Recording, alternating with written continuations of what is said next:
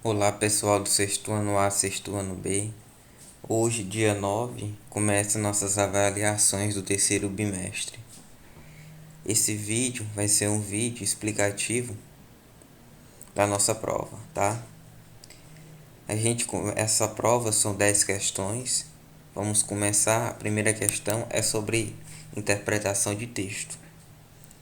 O nome do texto se chama A Menina dos Fósforos. É um texto um pouquinho melancólico, um pouquinho triste. Vamos ler, vamos ler a prova toda para eu explicar direitinho o que ela está pedindo. Prestem bastante atenção. Fazia um frio terrível, nevava e começava a escurecer. Era a última noite do ano, a noite de ano bom.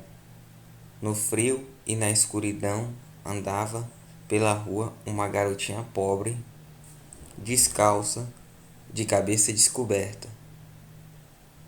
Ao sair de casa, tinha chinelo nos pés, mas os chinelos eram grandes demais. Sua mãe os havia usado antes, e de tão grandes que eram, a menina os perdera a atravessar a rua correndo.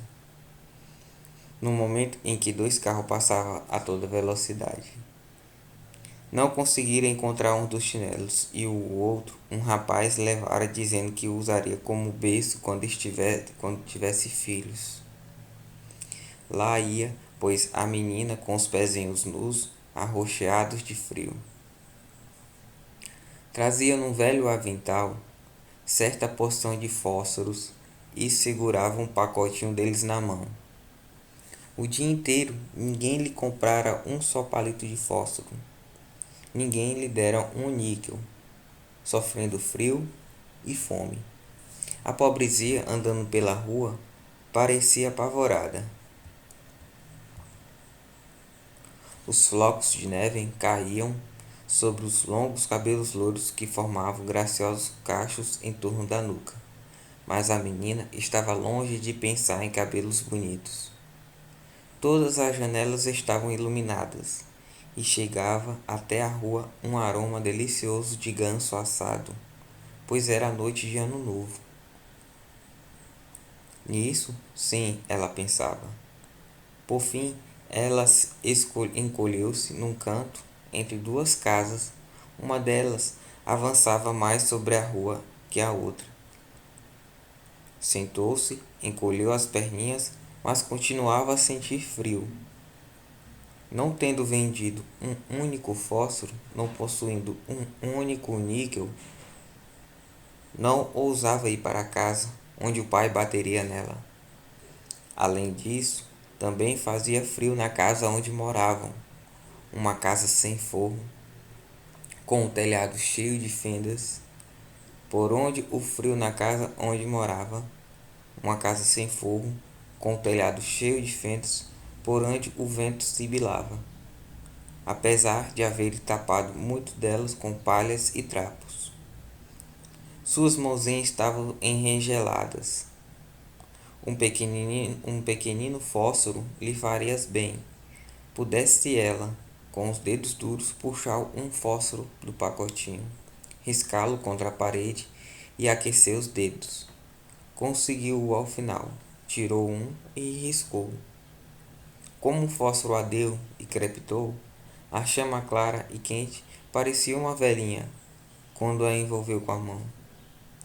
Era uma luz estranha. A garotinha imaginou estar sentada em frente a uma grande lareira de ferro, com adornos e um tambor de latão polido. O fogo crepitava alegremente e aquecia tanto. Que beleza! A pequena já ia estendendo os pés para aquecê-los também, quando a chama se apagou e a lareira desapareceu. Ela estava sentada na rua, com um pedacinho de fósforo na mão. Riscou novo fósforo que ardeu claro, brilhante. Onde o clarão incidiu, a parede tornou-se transparente como um véu. Ela viu então o interior de uma casa, onde estava posta uma mesa com toalha muito alva e fina porcelana. O ganso assado fumegava, recheado de ameixas e maçãs, E o que foi ainda mais extraordinário, de repente o ganso pulou da travessa e saiu cambaleando pela sala, com o garfo e a faca espetada nas suas costas. Veio vindo assim até ao pé da menina pobre. Aí o fósforo se apagou e só se via a parede grossa e fria. Ela acendeu outro fósforo. Viu-se sentada sob os ramos das mais lindas árvores de Natal. Era ainda maior e mais enfeitada que a árvore que ela vira através da porta envidraçada, na sala do rico negociante, no Natal passado. Milhares de velas ardiam nos ramos verdes e figuras coloridas como as que adornam as vitrinas das lojas a fitavam. A pequena estendeu as mãos para o alto, mas nisso o fósforo se apagou. As velas de Natal foram subindo cada vez mais e ela viu que eram estrelas cintilantes. Uma delas caiu, traçando um longo risco de fogo no céu. Deve ter morrido alguém, disse a pequena. A velha, a avó, única pessoa que lhe quisera bem, mas que já estava morta, costumava dizer: quando uma estrela cai, sobe aos céus uma alma. A menina tornou a risca um fósforo contra a parede. No clarão produzido em volta, ela viu, radiante e iluminada, a velha avó, meiga e bondosa. Vovó, gritou a pequena, levante-me comigo, contigo. Sei que não mais estarás aqui quando o fósforo se apagar. Desaparecerás com uma boa lareira, o delicioso ganso assado e a grande e linda árvore de Natal. Riscou às pressas o resto dos fósforos que havia no pacotinho, para ter a avó ali a seu lado e retê-la. O clarão dos fósforos tornou-se mais intenso que a luz do dia. Nunca a avó fora tão grande e bela. Ergueu a menina nos braços e as duas voaram, felizes, para as alturas, onde não havia frio nem fome, nem apreensões, voaram para junto de Deus. Quando raiou a manhã, muito fria, encontraram ali no cantinho, entre as duas casas, a menina com as faces coradas e um sorriso a brincar-lhe nos lábios. Morrera de frio na última noite do ano velho. A altura do ano novo, a aurora do ano novo brilhava sobre o pequenino cadáver, que jazia com os fósforos na mão. O maço inteiro estava queimado. Ela quis aquecer-se, disseram. Ninguém sabia que maravilhas era vira, nem imaginava o que esplendor que a cercara, com a velha avó, nas alegrias do ano novo.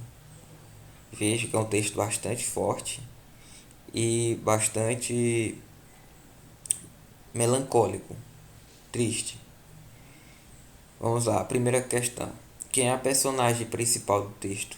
Que a gente vê que é a história de o quê? De uma criança que está passando frio, né? E que infelizmente ao final ela morre. Então tá perguntando, quem é a personagem principal do texto? Aí você vai responder. Segunda questão. Como estava o clima na rua onde a menina trabalhava? Veja que ela morreu de frio, né? Então você deve se imaginar como que estava o clima. Como eram as vestes das meninas? Se você olhando no primeiro parágrafo do texto, né? A gente vê direitinho como é que ela estava de vestida, né? A gente vê direitinho, se eu não me engano, no terceiro parágrafo, a forma que ela estava vestida, né? A letra C. Faça a descrição física da menina. A descrição física também está no mesmo local.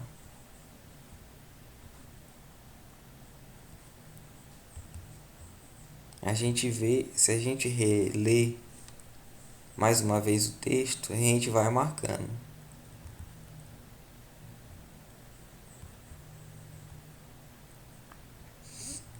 Terceira questão. Explique por que a menina parecia apavorada. Por que ela parecia apavorada? Ela trabalhava vendendo fósforos na rua.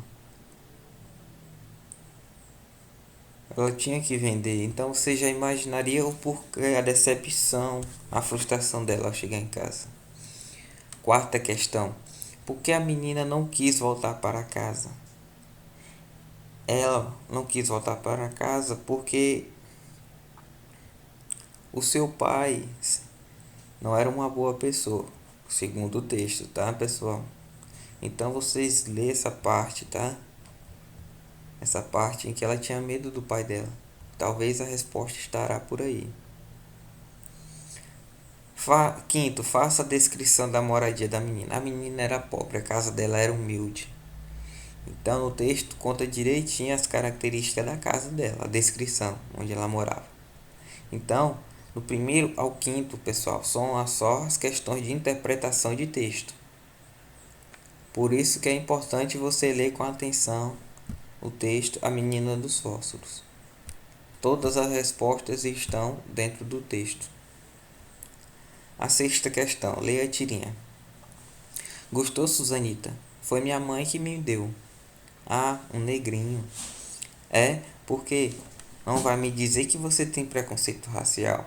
Eu? Claro que não. Aonde você vai? Afinal, nós somos todos iguais, como é que eu vou ter preconceito racial? Aonde você vai? Lavar o dedo. Veja só a hipocrisia nessa tirinha. E a pergunta aqui. Segundo a tirinha acima, é incorreto afirmar. Pessoal, estou perguntando aqui qual é a resposta errada. Ou seja, das 5 opções, uma é errada. Vamos lá. A letra A. As linguagens verbal e não verbal são utilizadas pelas duas personagens. Letra B. Somente a Susanita que utiliza a linguagem não verbal. Lembrando que Susanita é a branquinha, tá? A loirinha. E a Mafalda é a morena, tá? Somente a Susanita que utiliza a linguagem não verbal quando levanta o dedo.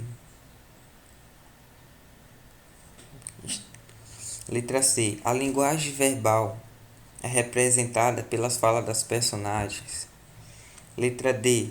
A linguagem não verbal envolve as expressões e os movimentos das personagens. Letra E. Em todos os quadros temos o uso da linguagem verbal e não verbal. E eu estou perguntando aqui, segundo a tirinha acima, é incorreto afirmar? Lembrando, quando é a alternativa de múltipla escolha, somente uma é a resposta correta, tá? Repetindo, a letra A. As linguagens verbal e não verbal são utilizadas pelas duas personagens. Letra B. Somente a Susanita que utiliza a linguagem não verbal quando levanta o dedo. Letra C. A linguagem verbal é representada pelas falas das personagens. Letra D. A linguagem não verbal envolve expressões e movimentos dos personagens. Letra E. Em todos os quadros temos o uso da linguagem verbal e não verbal. Então, pessoal, leiam atentamente. Lembrando, linguagem verbal. A linguagem verbal, como nossas aulas anteriores, é a linguagem falada. O personagem fala, expressa o que está falando. Enquanto que a linguagem não verbal, ela é transmitida através de gestos, cores, sinais, sons. Por exemplo, eu pergunto: aonde está minha bola de futebol? Eu pergunto para o meu irmão. Meu irmão não fala uma palavra, ele só aponta com o dedo aonde está a bola. Eu pratiquei a linguagem verbal, mas o meu irmão só praticou a linguagem não verbal, porque ele não falou nada, ele apenas gesticulou e me mostrou, tá? Esse é um grande exemplo.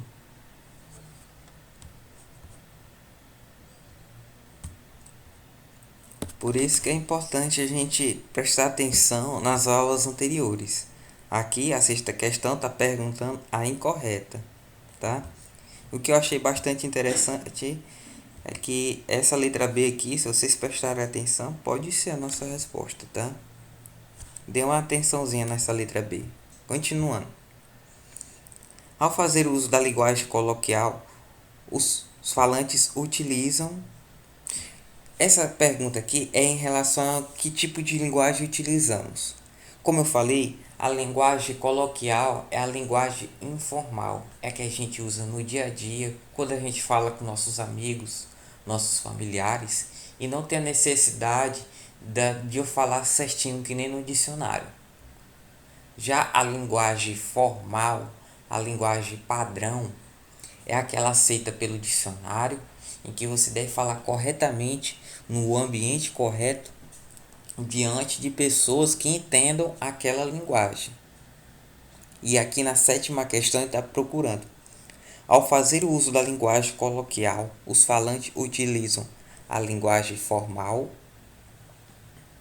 padrão da língua, porém escrita da mesma forma como é pronunciada pelos falantes. Letra B. Linguagem informal, neologismo, siglas e gestos. Letra C. Linguagem informal, gírias, estrangeirismo, abreviações e palavras que não se relacionam à norma culta da língua. Letra D. Linguagem não verbal, como gestos, mímicas e desenhos. Lembrando, pessoal, que linguagem coloquial também é chamada de linguagem informal.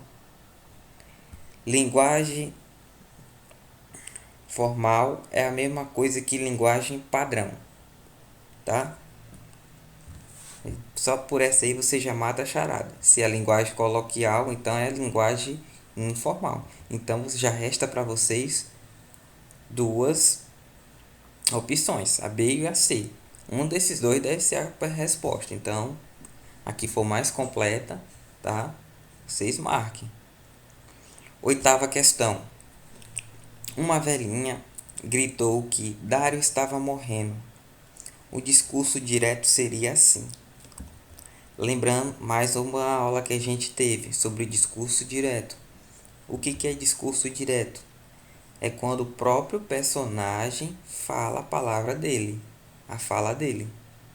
O discurso indireto é o narrador que fala a conversa do personagem. É ele que pronuncia as palavras do personagem. Enquanto que no discurso direto, o próprio personagem pronuncia suas palavras. Por exemplo, aqui está pedindo a transformação. Uma velhinha gritou que Dário estava morrendo. Aqui é um discurso indireto. Eu falo, é o narrador que está falando. Se eu for transformar ela para o discurso direto, o que a velhinha ia falar?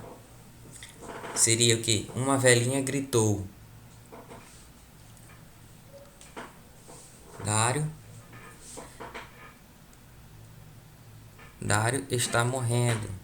Dário estava morrendo. Dário estará morrendo. Dário estará morrendo. Então, como é questão de múltipla escolha,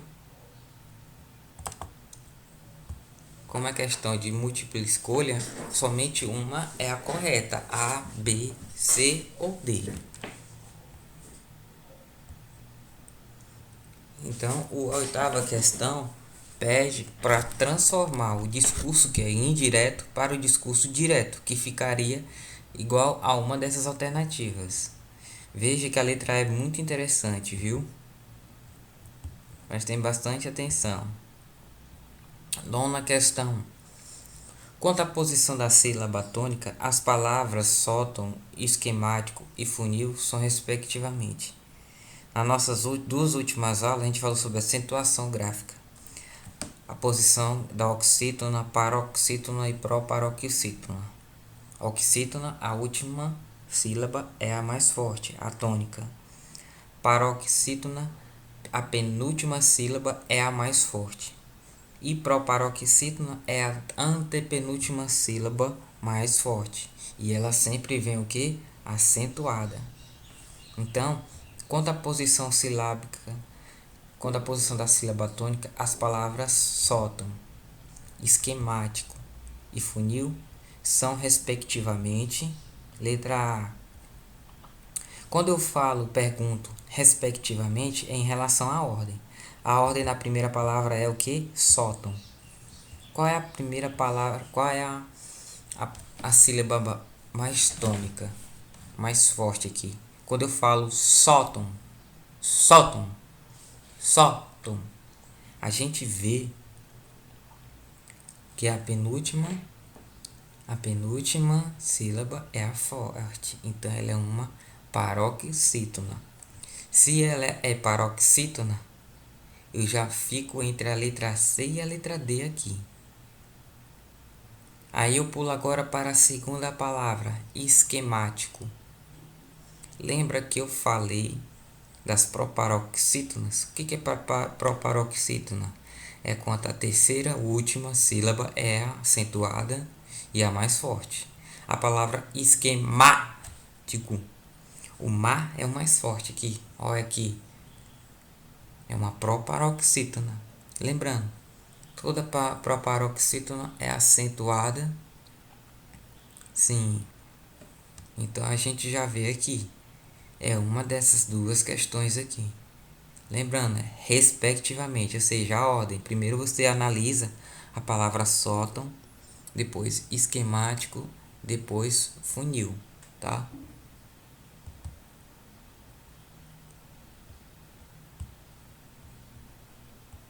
Décima questão. Indica a alternativa que apresenta uma palavra oxítona, uma paroxítona e uma proparoxítona.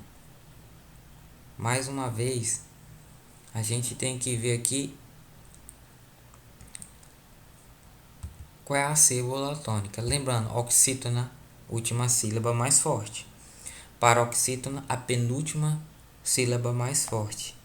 E uma proparoxítona, a terceira, ou seja, a antepenúltima sílaba mais forte. Lembrando que a gente conta as sílabas de trás para frente, tá? Essa foi a nossa provinha. Espero que você se dê bem nela, tá? Resolvam com calma, leiam bastante o texto, uma, duas, três vezes. Releiam, vejam nossas aulas também, tá? Eu espero que todo mundo se dê bem nela. Respondam calmamente, de caneta, viu? Não quero de lápis, caneta. E não esqueçam de botar o nome de vocês, tá? Boa sorte, tá? Qualquer coisa vocês me chamam no WhatsApp, tá? Até a próxima, fiquem com Deus.